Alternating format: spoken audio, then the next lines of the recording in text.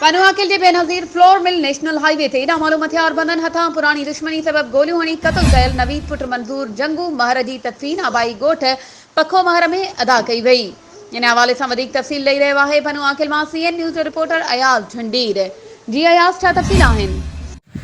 जी तव्हांखे ॿुधायूं पिया त पनुआकिल में काल्ह शाम धारे नेशनल हाईवे ते बेनज़ीर फ्लोर मिल वटि हथियार बंदन हथां बेदर्दी सां क़तल थियल नौजवान नवीद पुट मंजूर जंगो महर जी तदफीन आबाई गोठ कचे वारे इलाइक़े रज़ागोठ थाणे जी हद बखू महर में कई वई आहे। सवें हज़ारे महर कबीले जे माण्हुनि आलिन अखियुनि सां उन जी तदफीन कई आहे ऐं उन्हनि में कावड़ जी लहर पिणु ॾिठी वई आहे ऐं उन हवाले सां बैजी थाणे ते हिन महिल ताईं राब्तो करण ते इमदाद बुल्लो वॾो मुंशी बैजी थाणे ॿुधायो त का बि FIR दाख़िल करण लाइ असां वटि को फ़रियादी न आयो आहे। जेको जंहिं महिल फ़रियाद खणी जंहिं ख़िलाफ़ु ईंदो असां उन ख़िलाफ़ु क़ानूनी तौर ते केस दाख़िल करे जवाबदारनि खे गिरफ़्तार कंदासीं।